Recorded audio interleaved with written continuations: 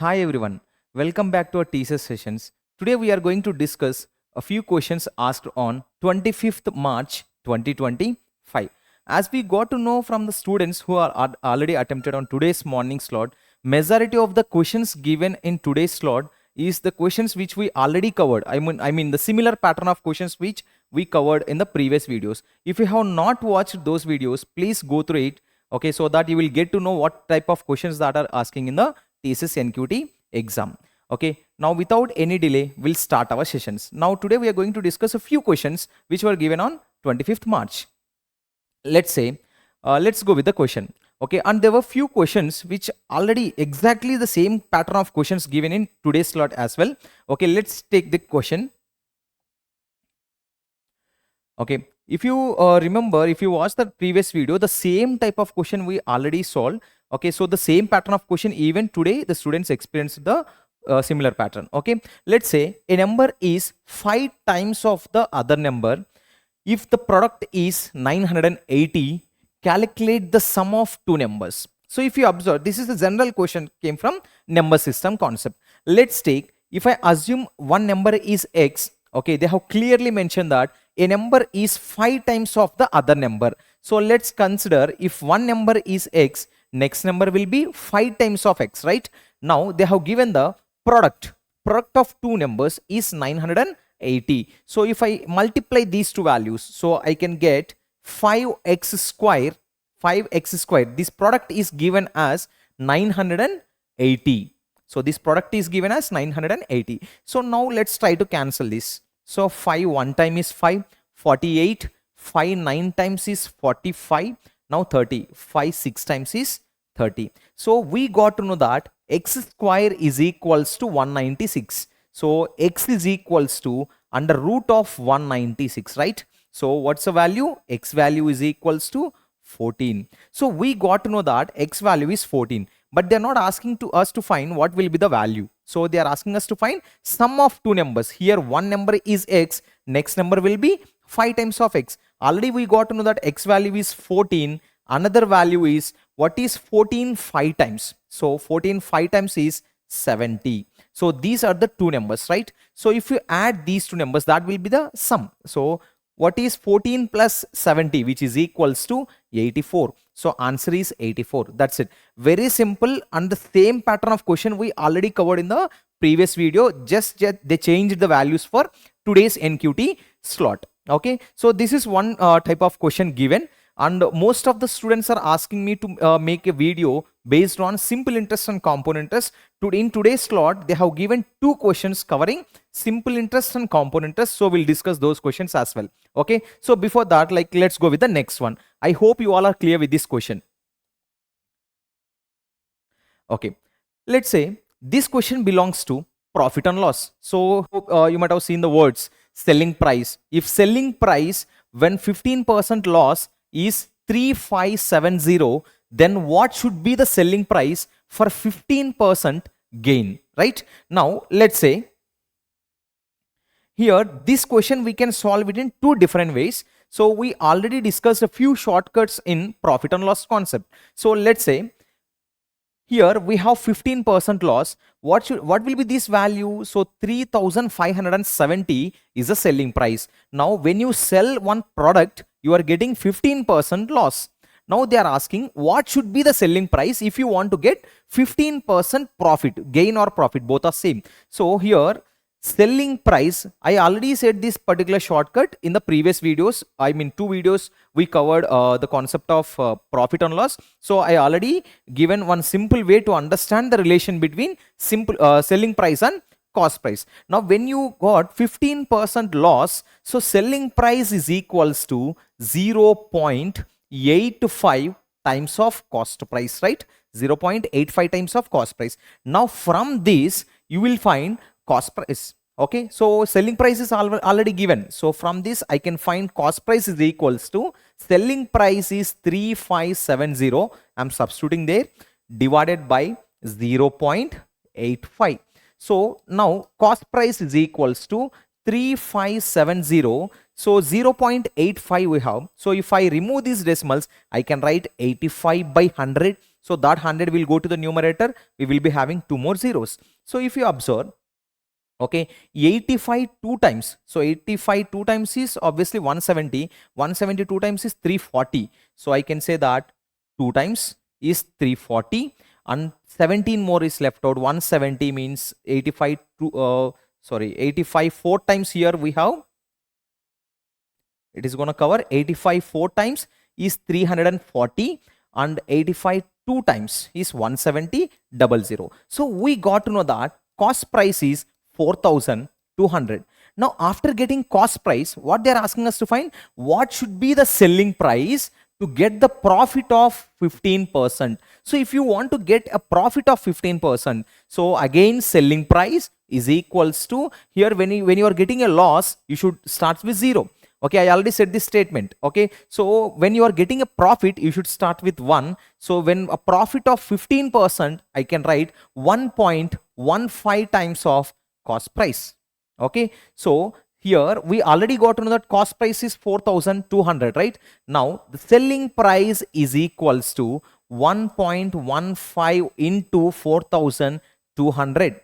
Okay, so guys, anyhow you will be having a calculator on the screen while attempting an TCS NQT exam. So no need to waste time for calculating this manually. You can directly enter in the calculator and you can get your values as fast as possible. So here 1.15, I can write it as 115 into 42. Anyhow 2 zeros we have, we can have two numbers after the decimal. I can remove that with 2 zeros. Okay, now if you multiply these values, so 4830 will be your selling price. So this will be your final answer. So this is how we can find, and rather than doing all these calculations, we have simple way to find. So direct answer just in 2 steps with as minimal calculations as possible. I hope first you all are clear about this solution, and I will give you a shortcut to find direct answer. Okay, so let me tell you that particular thing. So let's say if selling price when 15% loss, answer is, selling price is 3,570. Now what should be the selling price when 15% gain? Now 15% loss means 100 minus 15. So can I say that 85%? This 85% is 3,570. Okay, now 15% gain means obviously it is more than 100, right? How much more? 15%. So I can say that 115% is how much? That's it. This will gives your final answer. So whenever you will get these type of questions, okay, you can directly solve just within 2 to 3 steps. Okay, so now you can directly cross multiply these values, you will get answer. 85% is 3570, 115% is how much? So you can assume it as x. So you can find the value of x is nothing but 3570 into 115 divided by 85. So the same calculations if you observe, so you will get the value of x. This 115% is nothing but, so 4830. You will get the same answer. So my sincere suggestion guys, like whenever you will be having these type of calculations, don't waste your time calculating manually. Anyhow you will be having a calculator on the screen. You can use that basic calculator for multiplication or any kind of addition or any kind of divisions. You can use that calculator. So I hope you all are clear with this. This question can be solved just in 2 to 3 steps. Okay, hope you all are clear. Let's move on to the next question.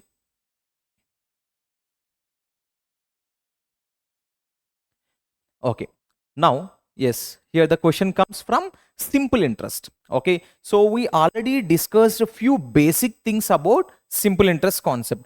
Majority of the students will just get to know that like simple interest is nothing but PTR by 100, right? So I already said you we discussed about one simple way to understand simple interest. Other than using formula, we can also solve it by using one more shortcut. We already discussed and covered in the previous videos. Okay, let's try to solve this question in 2 different ways. One is by using formula and next one is without using formula.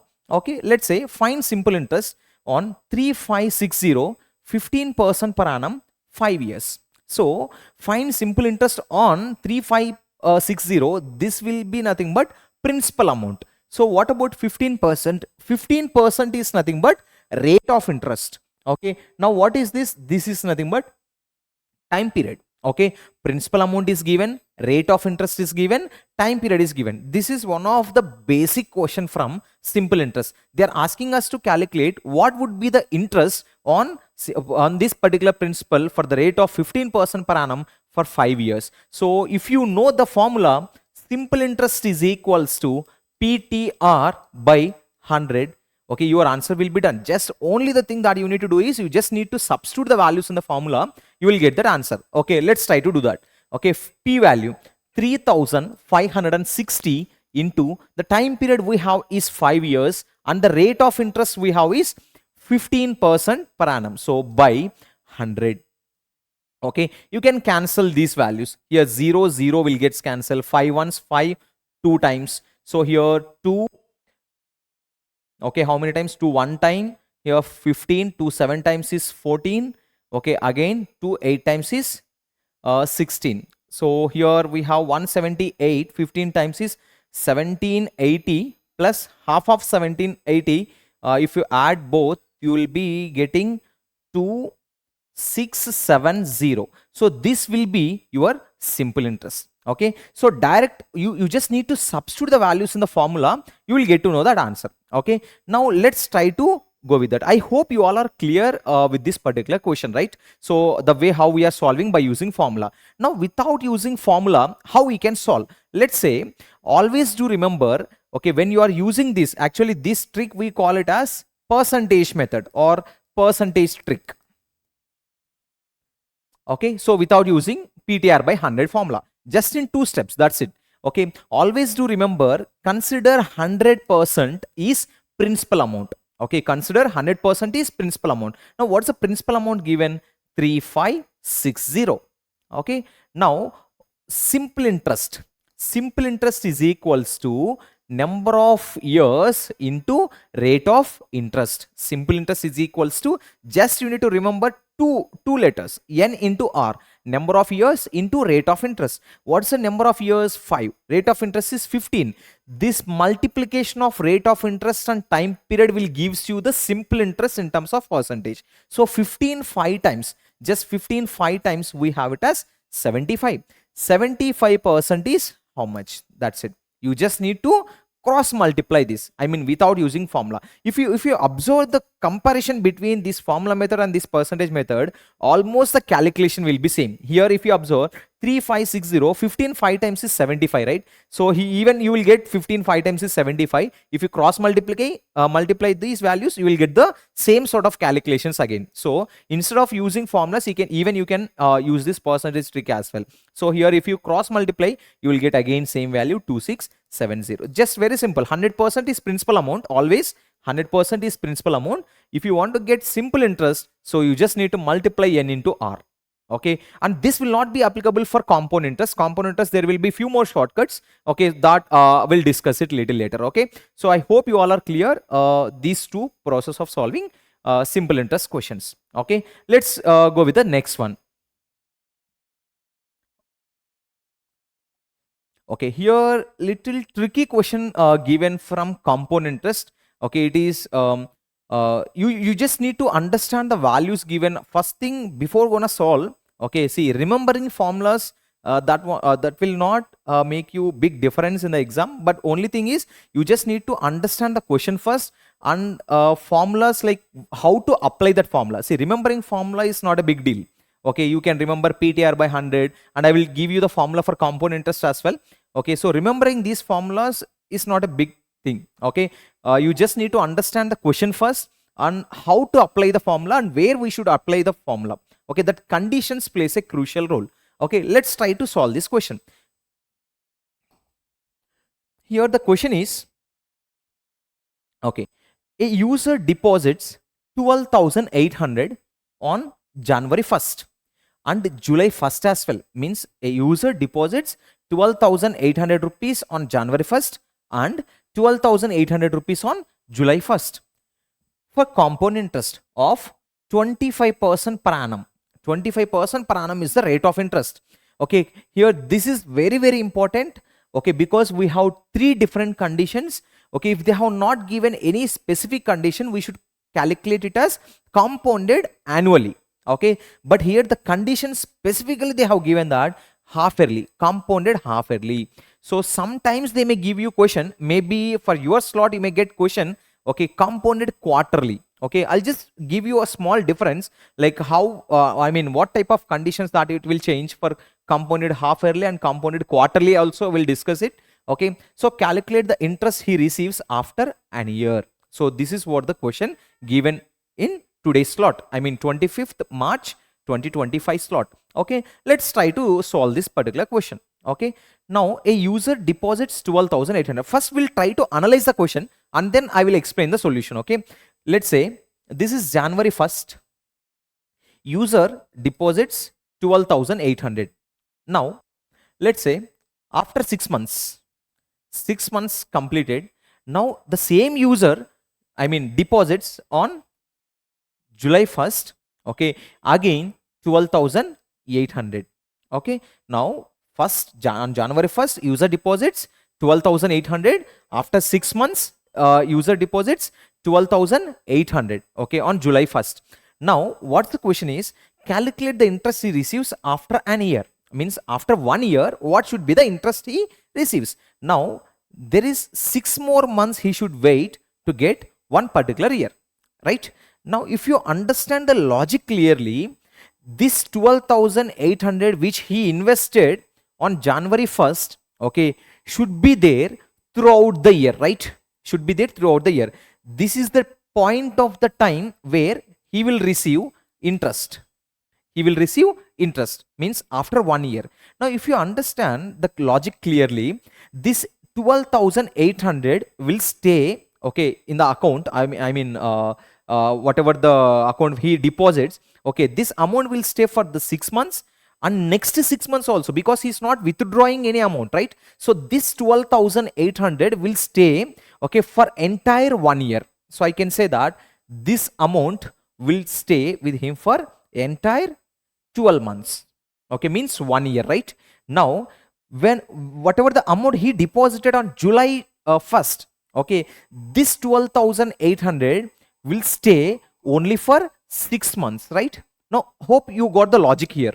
Okay, why I'm elaborating these values is because the condition they clearly mention it as compounded half yearly. So we'll discuss about that little later. First we'll try to analyze the question. I hope you all are clear about the question. First he invested, I mean he deposits 12,800, the same will stay for 12 months because, okay, till 1 year he is not withdrawing any amount. He's just investing 12,800 rupees more after 6 months. So even this will stay for 6 more months. Okay, so after analyzing this, now let's try to understand the conditions here. Okay, now let's try to write the conditions here. The principal amount is 12,800, right? The principal amount is 12,800. Now the rate of interest, okay, these are very important points. So the rate of interest is given as 25% per annum. Now here if you observe, compounded half yearly is the condition. Now let me explain you the condition. When they give compounded half yearly, very simple logic, half yearly, how to remember this? So hope like in our childhood days, like we used to write an exams like quarterly exams, half yearly exams, annually exams, right? Annually exams means obviously like once in a year they will conduct it. Okay, half yearly exams means once in every 6 months they will conduct, right? So in an year, how many half yearly exams we can conduct? So half yearly exams will be conducted for every 6 months. So if I'll give you a time of 1 year, if I ask you to conduct, okay, half yearly exams, how many times you can conduct half yearly exams? 2 times I can conduct, right? So always do remember, so if I have 1 year time gap, let's assume, let's write these particular statements. I have first 12,800 which I'm investing on January 1st. Okay, this amount is going to stay completely for 1 year, right? 1 year. Okay, now I want to change the values. So new R value, okay, I'm assuming it as R dash value. Actually there will be different formulas for finding half yearly, compounded half yearly, compounded quarterly. No need to remember those formulas. Okay, we'll follow the same thing. New R value will be This 25% per annum, P dot A means per annum. Annum means for every 1 year. For 1 year it is 25%. For half year, only half yearly, right? Only 6 months. For half yearly, it will be 12.5%. Can I write it as new R value? New R value is 12.5%. Now N value, majority of the students, you know what's the mistake they will do is R became half because it is compounded half yearly. 25% per annum, half of the 25 is 12.5. You know what they will do is they will make N value for 1 year. If it is half yearly, right? Half means 0.5. They will write it 0.5. That's a wrong approach. You should not make it half for the time period. So how we should remember, as I said, so this is half yearly exam. We have time for 1 year. How many half yearly exams we can write?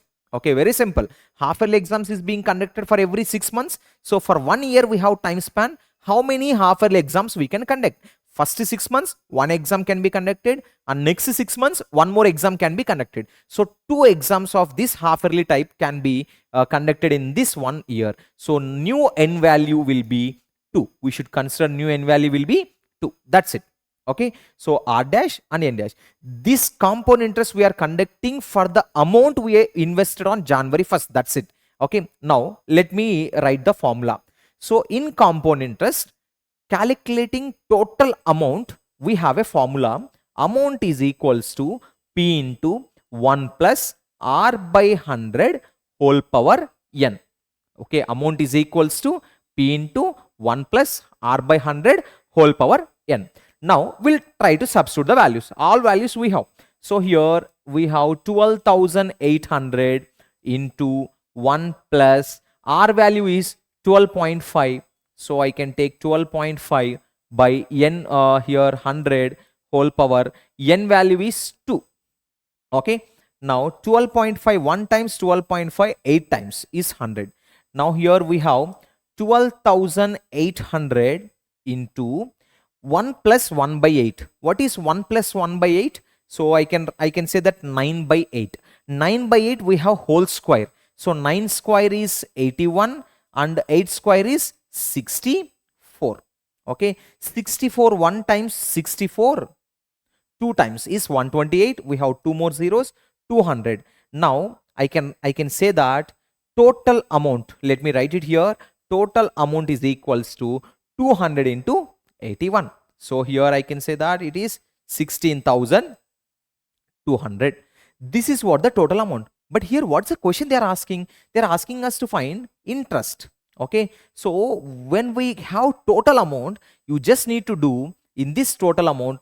Okay, if you want only compound interest, so this 16,200 minus whatever the principal amount we have taken, we have deposited or we have invested or we have taken, so that we call it as principal amount. So we'll subtract those values. Okay, now the compound interest we will get. Okay, so 16,200 minus 12,800, it will be 3,400, right? So we have a compound interest of 3,400.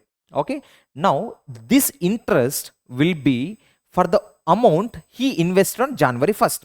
He invested, okay, 12,800 more again on, okay, which year? I mean which month? July 1st, right? So for that particular amount, now if you observe, this is the second scenario. Okay, now the second scenario, again the principal amount 12,800 he is investing on 1st July. Okay, now I am not going to write all the conditions. Obviously R value is 12.5, we already know, but N value for the second time when he is investing, okay, in July 1st 12,800 rupees, this amount is going to stay, okay, only for the next 6 months, right? Because he invested on July 1st. Okay, he's not investing for complete year, only for 6 months. Now for that, okay, anyhow compounded being half yearly, right? So N value will be only one exam. In the 6 months, how many exams you can conduct? Half yearly exams, only one exam we can conduct. So N value is only 1. Okay, now let's try to find the solution. So amount is equals to, I'm not going to write the formula again, so I'm substituting the values directly. So 12,800 into 1 plus 12.5 by 100 whole power 1. N value is only 1 set. Why it is only 1? This is not year. Okay, only for 6 months we can conduct only one half yearly exam. Okay, so now 12.5 times 12.5, 8 times is 100, 1 means 9 by 8, so amount is equals to 12,800 into 9 by 8. So here it will be cancelled with 8 one time is 8, 48, 8 6 times 48. So here 1600 into 9 we have. So total amount we got it as, so obviously 1600 into 9. Okay, we can say that 4, okay, 9, 1, okay. So 14,400 is the total amount. Now if you want to calculate only compound interest, you should, you should calculate from total amount. Okay, you should remove, so principal amount 12,800. Okay, so here 0, 0, 14, 14 minus 8 is 6, here 1600. So compound interest is 1600. Okay, now this is what the total interest after 1 year. I hope you remember these two scenarios. Okay, so for better understanding, I have made so many steps here, step by step procedure. So for the first amount he invested on January 1st, this is going to stay for entire year, so 3,400. And next compound interest, the amount which he invested on July 1st will be getting 1600. If you add these two values, so the total interest he will get, okay, the total interest he will get is in the first, for the first amount 3,400 plus second amount it is 1600, total is equals to 5,000. So 5,000 is your final answer. This is what the interest that he is going to get for this particular scenario. Okay, I hope you all are clear with this particular question. Yes, of course, the question from compound interest, whenever you will get, okay, it's quite challenging to understand the conditions. Okay, conditions, sometimes they may give you compounded half yearly, compounded quarterly, depends. Okay, if it is an advanced aptitude round, it might be little difficult. If it is a foundation round, they might give you some basic questions like previous questions from simple interest. Okay, and don't worry guys, no need to solve all these steps. Okay, let me give you a simple way to solve these type of questions without using these formulas. This is very generic, general approach that most of the students will follow. Okay, but I will just tell you one simple way to understand the question. Okay, let's say principal amount is given as 12,800. Rate of interest, obviously when it is compounded half yearly, whatever the rate of interest given, so make it half, because if it is half yearly. If it is quarterly, okay, if it is quarterly exams will be conducted for every 3 months, right? So quarter means 1/4 of the part. Okay, if it is R value, let's assume that 12% per annum. If it is half yearly, just make it half, 6%. If it is quarterly, just make it 1/4 of 12. 1/4 of 12 is 3%. Okay, likewise you just need to do it. Okay, now let's come to the point here. Half yearly, right? So if it is 25, I can write 12.5%. okay, as I said, okay, if you understand the scenario, the amount which he is investing on January 1st is going to stay for entire 1 year. 1 year means 2 half yearly exams can be conducted, so n value is 2. Okay, now remember, this is the best method. Majority of the students doesn't know this, so ratio shortcut. Okay, what this ratio shortcut tells us is, so this shortcut depends on rate of interest. So R value, this 12.5% can be written as in terms of ratio. Ratio means numerator and denominator, means fractional method. So 1/8. I can write 12.5 as 1/8. Now always do remember, numerator is compound interest, denominator is principal amount. Okay, always numerator indicates compound interest, denominator indicates principal amount. Now try to calculate principal amount to total amount ratio. Okay, principal amount, how many parts we have? 8 parts. Okay, what is the total amount? Amount indicates principal plus compound interest. So 8 plus 1, 9. So n value is 2, right? So if it is 2, make it square. If it is 3, make it cube. If it is 4, make it power 4. Okay, so here we have 2, so power 2. So 8 square is 64, 9 square is 81. Okay, now here if you observe, principal parts is 64. Now I can say that 64 parts is nothing but what's the principal amount? 12,800. So 64 one time, 64 two times. So each part value we got to know that it is 200. So one part value is 200. Now if you want to find compound interest, we have principal amount parts is 64, total amount parts is 81. The difference between this amount and principal is nothing but compound interest. Now I can say that the compound interest is 17 parts. Okay, if one part is 200, 17 parts is nothing but 3,400, right? So this is what the interest, that's it. Okay, interest being calculated for the first amount which he invested on January 1st. Now, okay, now second part. Okay, second part of interest. Okay, he obviously invested 12,800, but here I can say that rate of interest is 12.5%. Okay, the same ratio which is equals to 1/8. This indicates compound interest, this indicates principal amount. Now if you are calculating principal to amount ratio, 8:9, right? 8:9. Now we have n value is only 1. Why n value is only 1? This is going to stay only for the next 6 months. Means how many half-yearly exams we can conduct in the 6 months? Only one exam we can conduct. So I am just using this terminology to make you understand this question easily. Okay, so here 8:9. So 8:9 means obviously 8 parts value indicates 12,800. So the difference between amount and principal means compound interest is only one part. So one part you can calculate here. So one part value is 12, one time is 12, 48, sorry, 8 one time is 8, 48 is left out, 8 6 times is 48, 1600. That's it. Each part value is 1600. This 1600, this 3,400 will indicate total amounts, right? 3,400 plus 1600 will gives you 5,000 is the total interest. Okay, this is how we can solve questions from compound interest. So majority of the questions, like people just think that like only we should remember the formula, we should substitute the values in the formula. Sometimes you may get these type of conditions as well. Do remember, if you are not getting it, it is easy to solve compound interest questions. But if you are getting this, try to remember both the methods. One is by using formula and next one is without using formula as well. I hope you all are clear about this question. Let's try to go with the next one. Guys, I hope you remember this question. The same pattern of question we discussed in the previous video. Okay, I think so on March 15th, I guess, sorry, March 20th slot.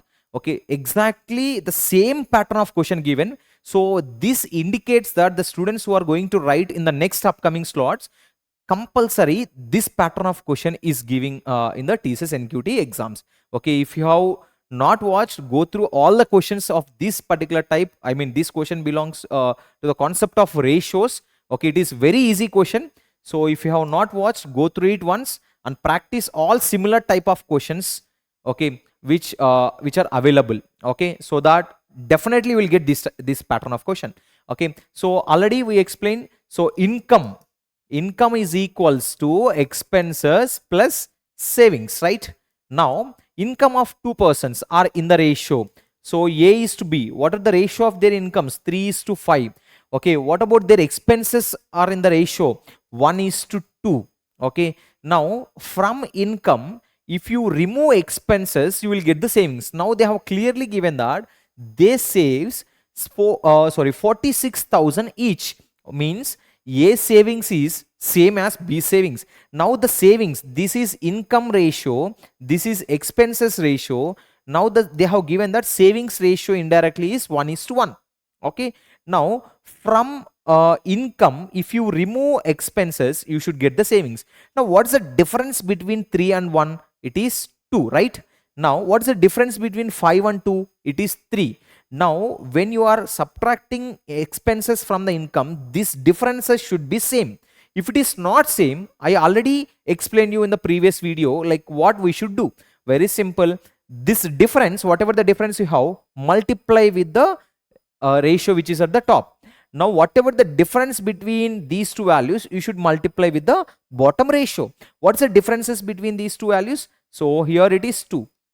Now you will get the new ratio of A is to B simply 3 is to 5. If you multiply this, it is 2 is to 4. Now if you observe the difference here, the difference between 2 and 1 is 3 and 2 is 1. The difference between 5 and 4 is also 1. This indicates income minus expenses indicates 1 is to 1. This is what the savings. Now each are saving saving one part and one part. So here we can say this particular one part is nothing but, okay, this one part is nothing but what's the savings they have given? 46,000. One part is nothing but 46,000. What's the question they are asking? Actually, find the income of B. So what is the income of B? Means 5 parts value is how much? That is what the question. So here one part value 4,600. So sorry, 46,000 into 5. This will gives you the value. So I already discussed about it. Okay, so if you have any number multiplying with 5, so you just make it, okay, let's say 0 0 0, 3 zeros we have, 46 multiplied with 5, any number multiplying with 5, very simple, make half of 46. What is half of 46? 23, right? So 23 and put one more 0, that's it. Okay, so answer is 2,30,000 is the income of B. Okay, so this is what the final answer. The similar pattern of questions students are experiencing most of the times in TCS NQT. Maybe you will get these type of questions in the upcoming slot. So be prepared with these type of questions. Okay, so once if you have done your TCS NQT, comment in the comment box whether you have experienced a similar type of question or not. Maybe you will not get the same questions with the same values, might be similar pattern of questions. Okay, so be prepared with that. Let's go with the next one. Yes, this question belongs to syllogisms. Definitely you will get one question from the concept of syllogisms. Let's try to solve this question which was given in the exam. Okay, let's say, okay, now here we have two statements and two conclusions. Okay, what you need to decide is, I already explained, so you just need to draw a Venn diagram for the statements. By analyzing that Venn diagram, you have to decide out of two conclusions given, so which conclusion follows from the given Venn diagram. So first we'll try to draw this Venn diagram. See guys, solving two statements questions are very easy. You can get guaranteed question on, you can get guaranteed marks from the concept of syllogisms. Let's say all maths are bats. Okay, all maths are bats. Now all rats are bats. Okay, all rats are bats means all rats are also inside bats. Okay, now can I draw like this? All rats are also bats. Now, okay, now students might get confused of deciding which conclusion is correct. So I'm drawing both possibilities. So this is one of the possibility of drawing Venn diagram. There is one more way also, drawing one more way of possibility. So we have all maths are bats, all rats are bats. So all rats are bats means I can draw like this, all rats are bats, or I can draw making all mats inside the rats. Those are the possibilities. I can also draw like this. So there is nothing wrong in drawing this. Okay, I can also draw like this. All rats should be inside bats. Inside bats. Okay, so this Venn diagram is correct. This Venn diagram is correct. This is also correct, indicating all two statements. Okay, so there is no specific rule that you should only draw this type of Venn diagram. So you can draw like this, you can draw like this, you can draw like this. But here while analyzing, it is most crucial part of analyzing Venn diagrams. Okay, so now I will tell you, some bats are rats. Some bats are rats means some part of bats should be occupied by rats. So if you observe, this entire circle indicates bat circle. Now some part of bat is occupied by rats. So I can say that some bats are rats. If you observe here also, obviously some part of bats are occupied by rats. Even if you observe the same, okay, there is a big circle with bats, some part of bats is occupied by rats. Okay, now out of all the possibilities we have drawn, every diagram is saying that this conclusion is correct. Okay, now we should check second conclusion. Now if you observe the second conclusion, some mats are rats. Okay, some mats are rats. Now if you observe the first diagram, Is that diagram indicating some mats are rats? Is there any connection between mat and rat? No. So there is no connection between mat and rat. Okay, this is saying that this conclusion is wrong. Now let's come to this particular diagram. Now this diagram saying that some mats are rats. Obviously some mats are rats is a possibility. So this diagram saying that this is correct. Okay, now here where the students gets confused. Sir, this diagram is saying, okay, there is no connection between mat and rat. So how can I say that some mats are rats? So obviously the student who will draw this diagram, what they will feel is this conclusion is wrong. Now second category students. Now the students who drawn this particular type of Venn diagram, they will feel that, sir, here in my diagram it is showing that some rats are mats. So obviously I can say that this conclusion is correct. So in order to avoid this particular confusion, so I'll just give you a simple logic which already discussed in the previous syllogisms video. If you have not watched, I have taken complete video on syllogisms which are already there in the playlist. You just go through it once if you have not watched. So always do remember, whenever you want to decide a conclusion is correct, that conclusion should be 100% correct. Let's say this diagram is showing showing that this conclusion is correct. But what about this diagram? Okay, here this, when one particular case, one diagram is saying that it is wrong, it is definitely wrong. Because if you want to make that conclusion correct, all possibilities should be correct. If one possibility is wrong, that conclusion should not be should be considered as wrong. Okay, you can simply say that this conclusion is wrong. Why it is wrong? So again, okay, students, listen carefully, might get confused. Sir, this diagram is saying it is correct, right? Yes, of course I accept. In this particular possibility, this conclusion is correct. But remember the point, if one diagram is showing that it is wrong, it is definitely wrong. Okay, if this conclusion, when you want to take this conclusion as correct, so all possibilities should be correct. If one possibility is wrong, then this conclusion is definitely wrong. Then you should select an option which is having only one follows. Definitely will be having an options. Option A 1 follows, option B 2 follows, option C both follows, option D neither 1 nor 2 follows. So you should select option 1 follows. I hope you understand this logic. So these are the questions, few questions which were asked in the today's NQT exam. So I hope you feel this video is more informative. So if you feel it, so please share it to your friends and ask them to prepare for the next upcoming slots, whoever is going to experience it. So that's it, guys. Thank you. We'll meet in the next video. Yeah, done.